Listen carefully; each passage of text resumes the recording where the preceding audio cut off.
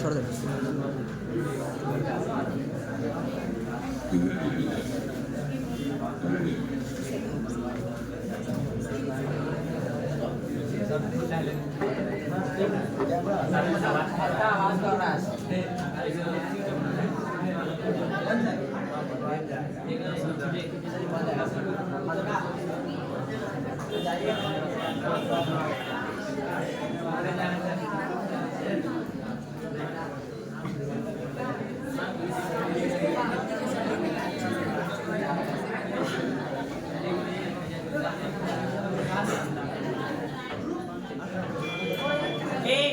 शांत रहिए।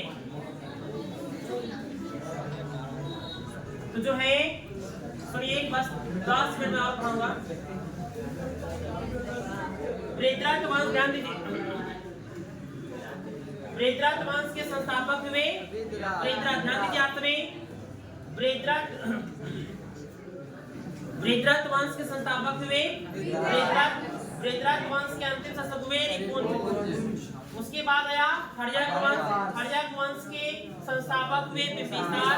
हर्यक वंश के अंतिम शासक हुए अशोक। उसके बाद आया शिशुनाग वंश के संस्थापक हुए शिशुनाग, और शिशुनाग वंश के अंतिम शासक हुए नंदी। उसके बाद जो है आया नंद वंश के संस्थापक हुए महापद नंद, और नंद वंश के अंतिम शासक हुए घनानंद। अब सवाल है, घनानंद जो है इतना क्रूर शासक था, इतना क्रूर कि ये किसी की आदेश, किसी की सलाह, किसी की बात ये सुनता ही नहीं था। घनानंद के समय में ही जो है भारत में सिकंदर का आक्रमण हुआ।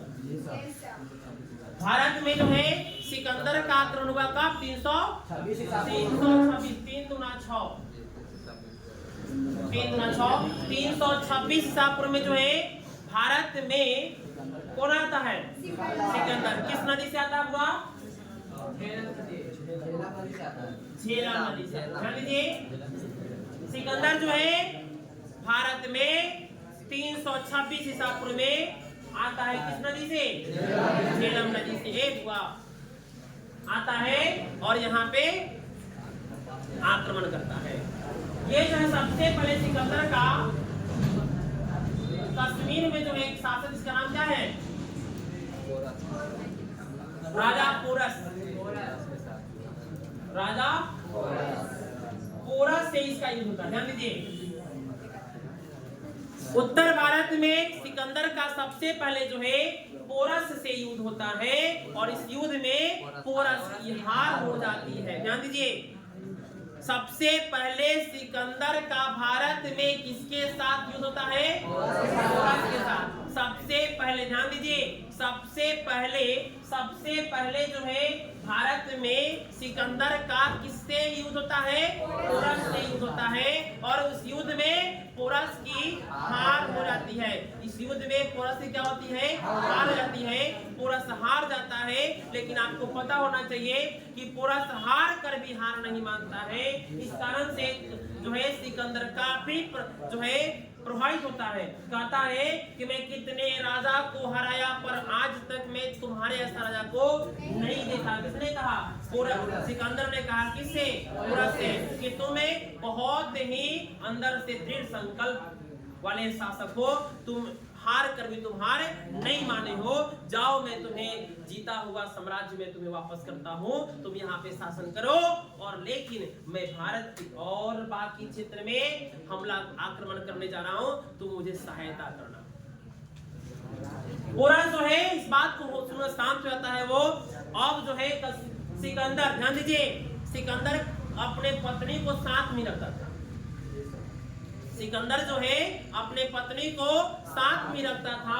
सिकंदर क्या हुआ कि सिकंदर जो है ये जब पोरस को परास्त किया, जब पोरस को हराया, तो पोरस को हराने के बाद जो है और आगे बढ़ना शुरू किया। आगे बढ़ने के लिए जो है अपने पत्नी को फिर पोरस के जो साम्राज्य था वहां पे रख दिया। लेकिन पत्नी को कहीं भी छोड़ने से पहले वहां की राजा को पत्नी के द्वारा राखी बंधवा देता था। ध्यान दीजिए, यानी सिकंदर कहा अपने पत्नी पोरस को कि सुनो अर्धांगिनी पत्नी, इस पोरस को राखी बांधो, भाई है तुम्हारा। अब क्या है कि राखी बनवा लेंगे, भाई बन जाएगा, भाई बन जाएगा तो फिर दोनों के बीच में गलत है नहीं। तो पहले के समय लोग राजा की पत्नी दूसरे राजा से शादी कर लेते थे, ये राखी बनवा देंगे सब क्या होगा, स्थिति सही हो जाएगा। सिकंदर ने क्या किया, अपने पत्नी से राखी किसको बनवा दिया, फिर अपना हमला करने आगे निकल पड़ा। उसी समय ध्यान दीजिए, उसी समय जो है भारत का सबसे बड़ा विश्वविद्यालय में से एक है तक्षशिला विश्वविद्यालय। तक्षशिला विश्वविद्यालय के साथ शिक्षक जिनका नाम था चाणक्य। ध्यान दीजिए, ये सुनो सभी, तक्षशिला विश्वविद्यालय के कौन है, चाणक्य। तक्षशिला विश्वविद्यालय के शासक का नाम क्या है, सॉरी तक्षशिला विश्वविद्यालय के शिक्षक कौन है, चाणक्य है। चाणक्य जो है बहुत बुद्धिमान थे, बहुत विद्वान थे, बहुत ही एक्टिव थे। कौन, चाणक्य। चाणक्य को पता चलता है कि भारत में सिकंदर का आक्रमण हो गया है, और उसी समय जैसे इनको पता चलता है सिकंदर की जानकारी लेते हुए ये किनके पास पहुंचते हैं और कहते हैं, चाणक्य जो है घनानंद के साम्राज्य में जब जाते हैं तो घनानंद जो है ऐसो आराम से एंजॉय करता रहता है, उसे कोई फर्क नहीं, कोई चिंता नहीं। किसको, चाणक्य देखते हैं कि ये भारत का सम्राट, भारत का राजा है, भारत में जो है दुश्मन का आक्रमण हो चुका है, भारत जो है सिकंदर के कब्जे में जाने वाला है, भारत अब सिकंदर के अधीन हो जाएगा। अब तो घनानंद एक्टिव हो, घनानंद के पास जाते हैं, इसके सेना कहते हैं कि अभी नहीं मिल सकते हैं, आप रुकिए। बहुत देर रुकने के बाद चाणक्य को घनानंद से मिलने दिया जाता है। घनानंद जो है अपना सिंहासन पर बैठे हुए हैं, चाणक्य उसके पास में आते हैं। चाणक्य उसके पास में आने के बाद कहते हैं, घनानंद आप अपने सैनिकों को उत्तर भारत में तैनात कर दीजिए, क्योंकि भारत में सिकंदर का आक्रमण हो गया है, भारत में सिकंदर का प्रवेश हो गया है। आप अपने सैनिकों को उत्तर भारत में पूरा खड़ा कर दीजिए, नहीं तो पूरा भारत सिकंदर के अधीन हो जाएगा, नहीं तो पूरा भारत पे सिकंदर शासन करना शुरू कर देगा। इस बात को सुनकर के घनानंद कहते हैं कि तुम एक छोटा सा अध्यापक होकर के तुम मुझे सलाह दे रहे हो, जाओ शिक्षा देना बच्चे को। मैं घनानंद, मैं मगध का सम्राट हूँ, मुझे तुम्हारी सलाह की जरूरत नहीं है, जाओ। और अपने सेना मंत्री को कह करके चाणक्य को धक्का दे करके अपने महल से निकलवाने का आदेश देते हैं। जैसे घनानंद कहता है, चाणक्य को आदेश देता है बाहर निकलने के लिए, मंत्री आया, उनको धक्का दे करके निकाला। वैसे ही जो है चाणक्य की जो है शिखा जो है चाणक्य की खुल जाती है। शिखा जो है, शिखा मतलब टिकी जो है चाणक्य का खुल जाता है, तब जो है चाणक्य जो है क्रोधित हो जाते हैं। चाणक्य जो है बोलते हैं क्रोधित होकर के कि घनानंद, जब तक मैं तुम्हें सिंहासन पर से नहीं उतारूंगा, मैं तब तक अपनी शिखा को नहीं बदलूंगा। तुम्हें मुझे इस बुरे बड़ी सभा में जो है तुम्हें क्या किया, मुझे बेइज्जत किए हो।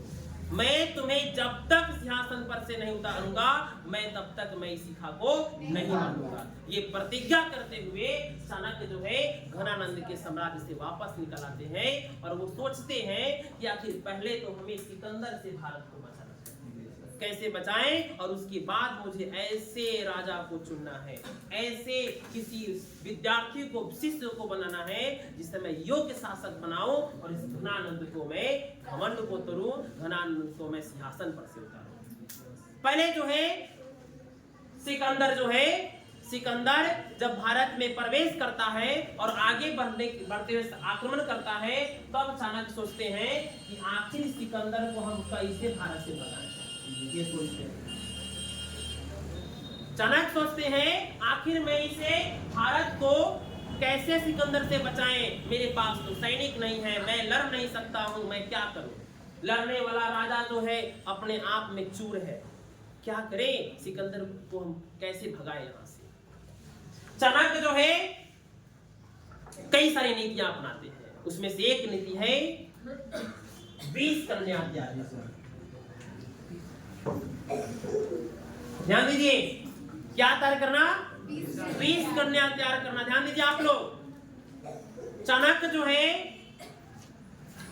20 देने की कला बहुत अच्छी तरह जानते थे। चाणक्य जो है 20 देने की कला बहुत अच्छी तरह से जानते थे। चाणक्य बोले कि मेरे साम्राज्य के आसपास में जितने भी सुंदर लड़कियां हैं उसको बुलाओ। उस सब को जो है जहर पिलाना शुरू किया, जहर थोड़ा थोड़ा थोड़ा थोड़ा, और 20 पिला पिला करके चाणक्य ने क्या तैयार किए, 20 कन्या तैयार की। वो जहर थोड़ा सा यहाँ पर अपने ओष्ठ के पास में, मुंह के पास में रखा करती थी, और उस 20 कन्या को तैयार करके चाणक्य ने क्या किए, इस सिकंदर की सेना में भेजे। और वो 20 कन्या जो है उस सिकंदर की सेना को चूमती थी, और जैसे चूमती थी वैसे जो है सिकंदर की सेना मूर्छित हो जाता था, मर जाता था, अंधा हो जाता था, विकलांग हो जाता था। इस बात से सिकंदर के कितने सारे सेना जो है आगे बढ़ने से इनकार कर दिया कि मेरे साथी मर गए, कल अंधे हो गए, विकलांग हो गए, हम नहीं जाएंगे। अब किस कारण से किसी को पता नहीं, किस कारण से किसी को पता नहीं है। सिकंदर इस बात से बहुत हैरान हुआ कि मेरा सेना ही अब आगे बढ़ने से इनकार कर दिया है, अब मैं कैसे लड़ूं, अब मैं कैसे आक्रमण करूं। तब सिकंदर पता करते हैं वहां के व्यक्ति से कि आखिर बताइए ये ऐसा क्यों हो रहा है, मैं कितने क्षेत्र जीता, मैं कितना देश जीता, लेकिन आज तक मेरे सेना के साथ ऐसा नहीं हुआ, आज ऐसा क्यों हो रहा है। तब जो है वहां के व्यक्ति ने कहा यहाँ भारत में है, भारत जो है देवभूमि है, यहाँ पे ईश्वर अवतार लेते हैं, यहाँ बड़े बड़े ऋषि है, मुनि है, यहाँ संत है, यहाँ से आप जल्दी भारत को छोड़ के चल रहे हैं, नहीं तो आपका सब सैनिक मर जाएगा, आप भी समाप्त हो जाएंगे। तो आप बोले जरूर कुछ बात है, ऐसा क्यों हो रहा है। सिकंदर समझ गए कि अब यहाँ सबको जाना पड़ेगा, क्योंकि अब मेरे साथ सेना ही नहीं है लड़ने के लिए। लेकिन सेना, सिकंदर का सेनापति जिसका नाम था बुगार सेल्यूकस निकेटर, ध्यान दीजिए, सेल्यूकस निकेटर, ये कौन था, सिकंदर का सेनापति। ध्यान दीजिए, सिकंदर के सेनापति जिसका नाम था सेल्यूकस निकेटर। सेल्यूकस निकेटर सोचता है कि नहीं, जरूर कुछ इसमें बात में दाल में काला है, ऐसे मेरा सैनिक नहीं मर सकता, ऐसे मेरा सैनिक अंधा नहीं, जरूर कुछ ना कुछ यहाँ पे हो रहा है। लेकिन जैसे 326 ईसा पूर्व में सिकंदर जो है भारत में आता है, उसी कुछ महीने फिर वापस चला जाता है, कुछ साल में वापस आता है, और इसका मृत्यु जो है 322 ईसा पूर्व के आसपास में, मात्र 3-4 साल में ही सिकंदर क्या होता है, मृत्यु हो जाता है, सिकंदर भी मर जाता है। ऐसा कहते हैं कि चाणक्य जो है सिकंदर को भी कुछ ऐसा विष पिलाए थे जो कुछ साल में असर हुआ और मर गया, ऐसा कुछ लोग इतिहासकार लोग ऐसा आरोप लगाते हैं। विष देने की कला इतना अच्छी तरह जानते थे चाणक्य कि आज आपको 20 देंगे, 5 साल बाद मरिएगा, 2 साल बाद मरिएगा, सही बता रहे हैं, इतना अच्छी तरह 20 देना जानते थे ये। चाणक्य जो है अपनी बुद्धि से, अपनी विवेक से, अपनी नीति से सिकंदर को भारत से क्या किए, क्या किए, आप पार जाती है किसकी, घनानंद की। शिखा बांधे नहीं है अभी, शिखा खुली हुई है, शिखा। चाणक्य जो है तलाश करते हैं किसको मैं चुनूं, किसको राजा बनाऊं, किसको ऐसा मैं अपना मानूं। एक दिन की बात है, चाणक्य जो है, चाणक्य एक जंगल से गुजर रहे थे, चाणक्य जो है जंगल से गुजर रहे थे। जब एक जंगल से गुजर रहे थे तो एक जंगल में 3, 4, 5, 7 बच्चा सब जो है चोर सिपाही का खेल खेल रहा है। बुआ,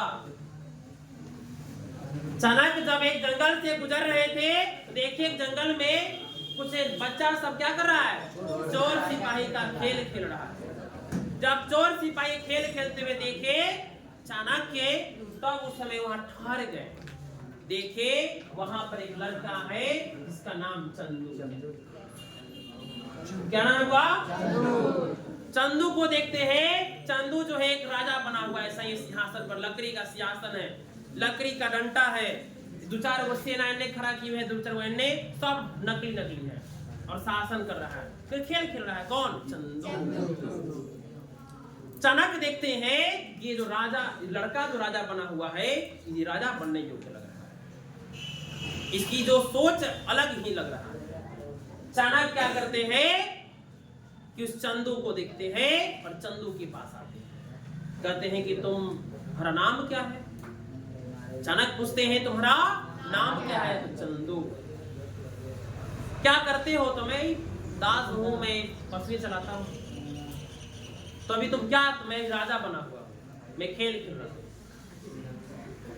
चंदू का से चाणक्य कहते कि मैं, ध्यान दीजिए, मैं आचार्य चाणक्य हूं, आचार्य चाणक्य हूं, मैं तक्षशिला विश्वविद्यालय का मैं शिक्षक हूं। आप अभी राजा बने हुए हैं, आप अभी हमें कुछ भिक्षा दीजिए। चाणक्य जो है इनसे क्या मांगते हैं? भिक्षा मांगते हैं। किनसे? चाणक्य चंदू से भिक्षा मांगते हैं। क्या मांगते हैं? भिक्षा। चंदू कहता है कि मैं तो छोटा सा बालक हूँ, मेरे पास कुछ है नहीं, लेकिन मेरे पास में एक गाय का बछड़ा है, एक गाय का बच्चा है, मैं आपके भिक्षा में दे सकता हूँ, दान में दे सकता हूँ। चंदू ने कहा कि जाओ सेना को, मतलब नकली सेना को आदेश दे, जाओ बच्चे को खोल करके आचार्य चाणक्य को दे दो, मैं तुम्हें आज्ञा देता हूँ। चाणक्य बोलते ठहरो, ये बताओ कि तुम मुझे ये गाय का बच्चा ही क्यों देना चाहते हो? चाणक्य पूछते हैं चंदू से कि तुम मुझे गाय का बछड़ा ही क्यों देना चाहते हो? गाय का जो बाछी है, बच्चा है, यही तुम मुझे क्यों देना चाहते हो? चंदू कहता है कि मैं आपको ये गाय का बच्चा मैं इसलिए देना चाहता हूँ क्योंकि इस गाय के बच्चे को जब आप पालेंगे तो इससे गोबर ये देगी, गोबर को फिर खेत में पटाएंगे, फिर खेत की उर्वरक बढ़ेगी, जब खेत की उर्वरक बढ़ेगी तो अनाज का उत्पादन बढ़ेगा, और जब अनाज का उत्पादन बढ़ेगा तो राज्य से गरीबी भुखमरी मिटेगी, फिर ये और बड़ी होगी, फिर ये बच्चे को जन्म देगी, फिर ये दूध देगी, जब दूध देगी तो फिर दूध को बेचेंगे, फिर आपको आय की प्राप्ति होगा, जिससे आपका विकास होगा, राज्य का विकास होगा। इसलिए मैं आपको ये गाय का बच्चा देना चाहता हूँ। अभी तो शिक्षक थे, चाणक्य समझ गए कि तो बच्चा के पास माइंड तो काफी पावरफुल है, ये पूरा फ्यूचर तक का प्लानिंग कर लिया एक छोटा सा दान देकर के।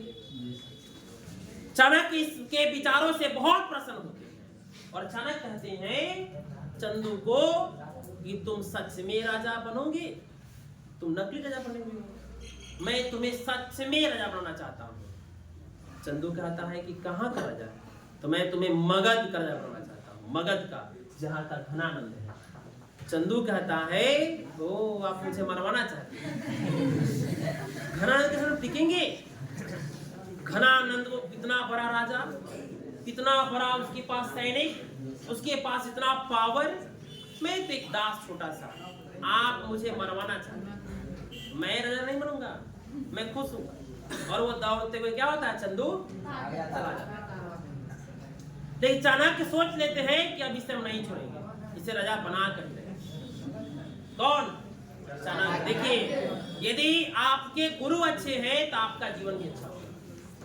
कहा था गुरु से ही जीवन की शुरू होती है। आपके जीवन में अच्छे शिक्षक मिल गए, आपका जीवन बदल गया। अच्छे शिक्षक नहीं मिले, जीवन बर्बाद हो गया। एक चाणक्य एक छोटा सा लड़का दास को सम्राट चंद्रगुप्त मौर्य बना देते हैं। सोचिए पूरे मगध साम्राज्य का जो है सब पूरे भारत का सबसे बड़ा राजा बना देते, पूरे भारत का, जो आज पाकिस्तान, बलूचिस्तान, अफगानिस्तान जो क्षेत्र है सब चंद्रगुप्त मौर्य को दहेज से मिला था। पढ़ाएंगे आपको। चाणक्य जो है पता किए कि जो चंदू है किसका दास है, चंदू कौन खरीदे हुए हैं, उसके पास जाते हैं और चंदू का जो दास का जो पैसा था उसको वापस करते हैं और चंदू को अपने पास में ले आते हैं और चंदू को अपना शिष्य बनाते हैं और शिष्य बना करके चंदू को हर प्रकार की विद्या देते हैं, युद्ध की कला, नीति की कला, शासन करने की कला, सैन्य कला, हर प्रकार की शिक्षा देते हैं। कौन? इनको, और ये चंदू चंद्रगुप्त मौर्य बन गया। ये भी अपनी सेना तैयार करते हैं।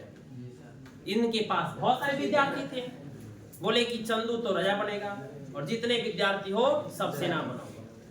अब सब चंदू के साथ में तुम लड़ोगे और लड़ करके घनानंद को समाप्त करोगे। चंद्रगुप्त मौर्य जो है उन्हीं के नेतृत्व में क्या होता है, चाणक्य के साथ में चंद्रगुप्त मौर्य के द्वारा सैनिकों के माध्यम से घनानंद पर आक्रमण करते हैं। क्या करते हैं? अब ये चंदू और चाणक्य, ध्यान दीजिए, ये सब मिल क्या करते हैं? आक्रमण करते हैं। लेकिन आपको पता होना चाहिए, कई बार चाणक्य जो है चंदू को साथ में लेकर के सैनिकों के द्वारा आक्रमण करते हैं। किस पर? और कई बार हार जाते हैं।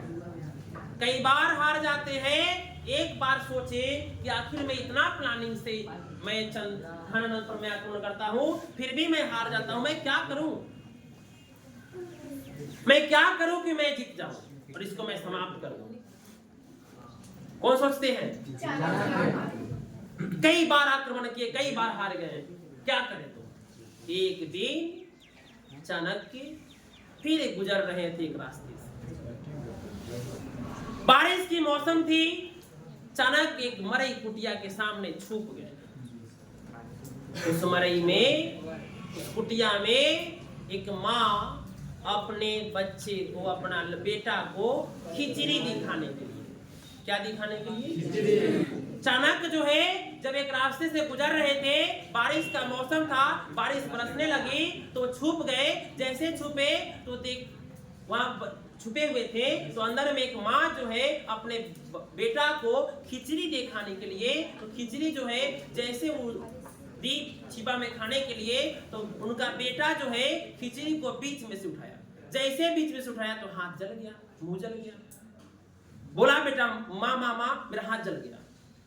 तो माँ कहती है बेटा को कि तू पक्का चाणक्य की तरह मूर्ख, तुम पक्का चाणक्य की तरह मूर्ख हो। इस बात को अब बगल में चाणक्य छुपे हुए हैं, सुन लिए कि मुझे मूर्ख क्यों कर रही है, मुझे मूर्ख है क्यों कर रही है। चाणक्य जो है सुनने, तो बच्चा बोला क्यों माँ, क्या हुआ?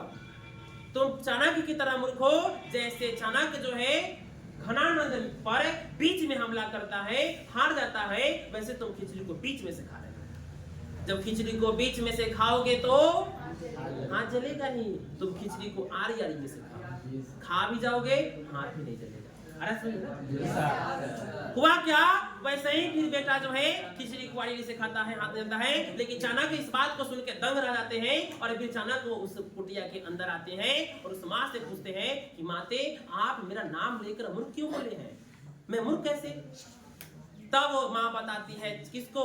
चाणक्य को, कि सुनिए आचार्य चाणक्य, आप जो है आप अपने सैनिकों के माध्यम से चंद्रगुप्त मौर्य को लेकर के घनानंद पर आक्रमण तो करते हैं, पर आक्रमण बीच में करते हैं और आप घनानंद के सभी सैनिकों को घेर लेते हैं और आप परास्त हो जाते हैं। आप आक्रमण किनारे किनारे कीजिए, एक एक पहले सेंटर को मारिए, एक एक किनारे को। जैसे मान लेते हैं इस बिल्डिंग पे किसी को हमला करना है, वो कोना पहले परास्त करेगा तब बीच में आएगा। अब कोई बीच में अचानक आएगा तो आप लोग उसको छोड़िएगा, सब लेके फिर जाइएगा, सब लोग छोड़िए, है कि नहीं?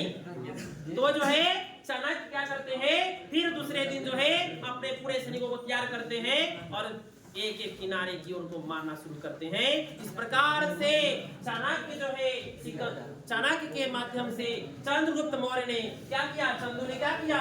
घनानंद को परास्त किया। और यही चंदू जो है, ध्यान दीजिए, यही चंदू क्या बनाते हैं? चंद्रगुप्त मौर्य। ध्यान दीजिए यहाँ पे, यही जो है चंदू क्या बन जाते हैं? चंद्रगुप्त मौर्य बन जाते हैं। और यही चंद्रगुप्त मौर्य जो है जब नंद वंश को समाप्त किए तो बाद में जो है मौर्य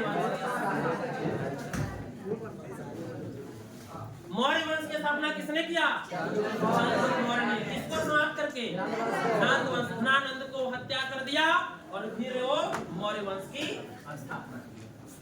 आया समझ में? इस प्रकार से जो है मौर्य वंश की स्थापना होता है। मौर्य वंश का ध्यान दीजिए, सिकंदर जो है, सिकंदर की भी कहानियां हैं। जो जीता वही सिकंदर।